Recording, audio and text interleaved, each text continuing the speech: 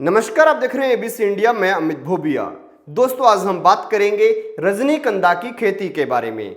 इस खेती के बारे में हमसे पूछा था, हमारे एक व्यूअर हैं अंसारी साहब, उन्होंने कमेंट करके पूछा। तो आप लोग भी किसी भी खेती के बारे में कमेंट कर सकते हैं। वीडियो में जाइए, नीचे कमेंट सेक्शन में जाइए और कमेंट कीजिए।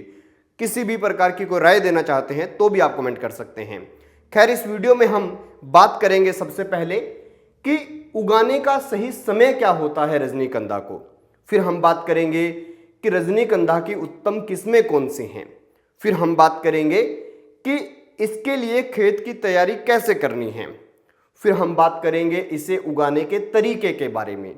फिर हम बात करेंगे फर्टिलाइजर और पेस्टिसाइड के बारे में।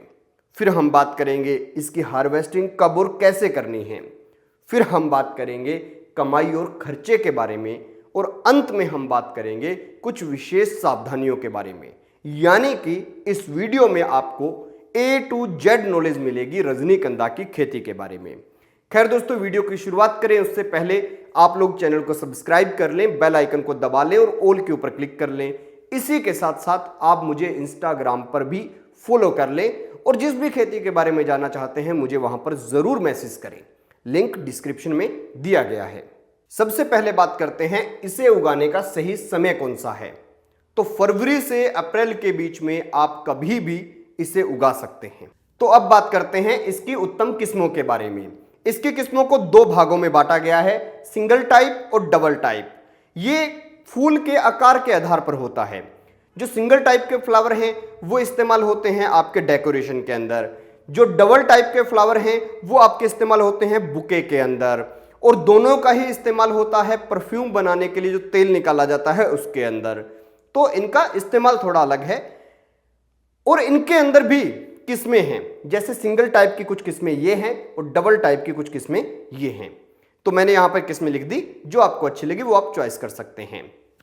अब बात करते हैं खेत की तैयारी कैसे करनी है। सबसे पहले खेत के अंदर 7 टन गोबर की खाद डालनी है। उसके बाद में उसको प्लाऊ से जोत देना है। फिर उसके अंदर आपको पानी लगाना है फ्लड इरिगेशन के जरिए।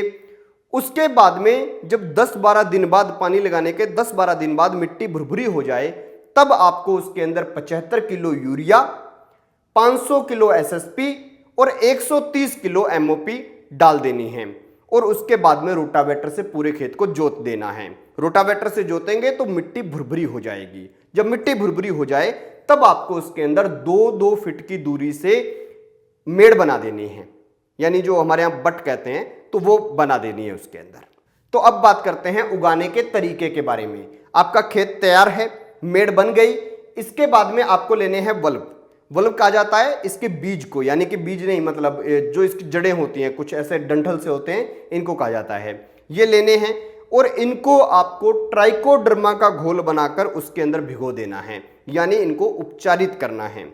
उसके बाद में आपको 9 इंच की दूरी से पौधे की दूरी 9 इंच और लाइन से लाइन की दूरी 2 फीट, इस हिसाब से पूरे खेत में लगा देना है। इनको बस मिट्टी के अंदर एकदम दबा देना है, जैसे आलू को दबाया जाता है वैसे। ऊपर दिखने नहीं चाहिए, एकदम दब जाने चाहिए मिट्टी के अंदर। और इस तरह से आपको लगाना है। कुल पौधे आपके 24,200 पौधे लग जाएंगे। इसके बाद में आपको क्या करना है, जो मेड़ है इनके ऊपर पेंडामिथाइल की स्प्रे कर देनी है, पेंडी कर देनी है, ताकि उसके अंदर किसी भी प्रकार की खरपतवार ना आए।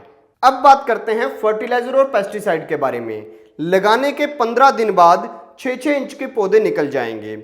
ये जो पौधे होंगे ये 3 महीने बाद आपको फ्लावरिंग देनी शुरू कर देंगे। जब इसके ऊपर फ्लावर आएंगे 3 महीने बाद, उस वक्त कीट पतंगे इनको खाएंगे। तो आपको क्या करना है, मोनोक्रोटोफास की स्प्रे करनी है।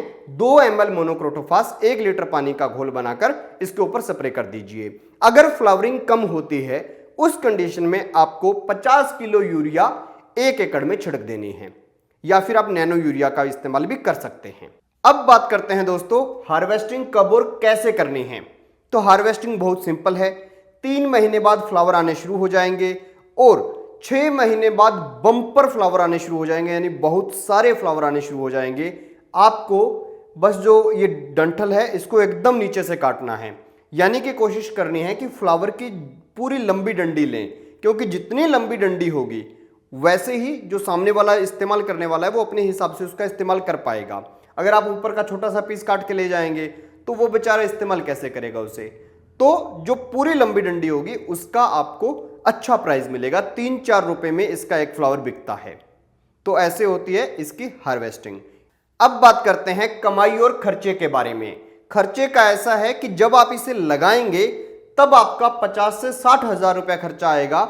जो बीज का खर्चा आ जाएगा, लेबर का खर्चा आ जाएगा, ट्रैक्टर का खर्चा आ जाएगा, वो 50 से 60 हजार रुपया आएगा। उसके बाद 3 साल तक आपको कोई खर्चा नहीं करना पड़ेगा बोने के लिए। बस आपको बीच बीच में यूरिया या थोड़ी बहुत स्प्रे जो है वो करनी पड़ेगी, बाकी इसमें कोई खर्चा नहीं आता।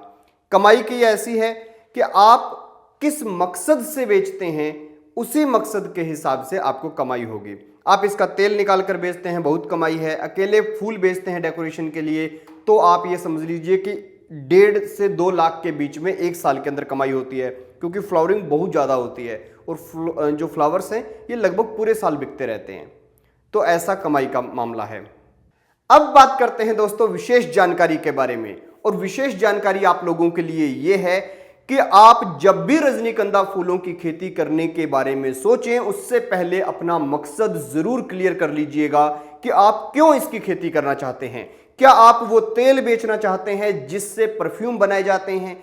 क्या आप डेकोरेशन के लिए इसे उगाना चाहते हैं? क्या आप लोग जो है बुके बनाने वाले काम के लिए इसे उगाना चाहते हैं? यानी कि आपका मकसद जरूर क्लियर होना चाहिए, क्योंकि उसी के आधार पर आप इसकी किस्में तय करेंगे। यानी कि सिंगल टाइप या डबल टाइप आपको तय करना होगा, तो वो आपके आगे के मकसद के हिसाब से आपको तय करना है।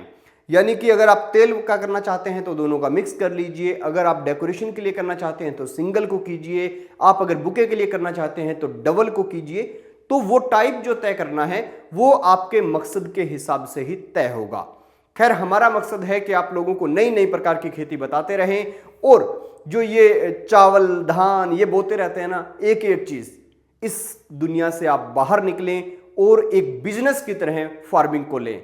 देखते रहिए ABC इंडिया।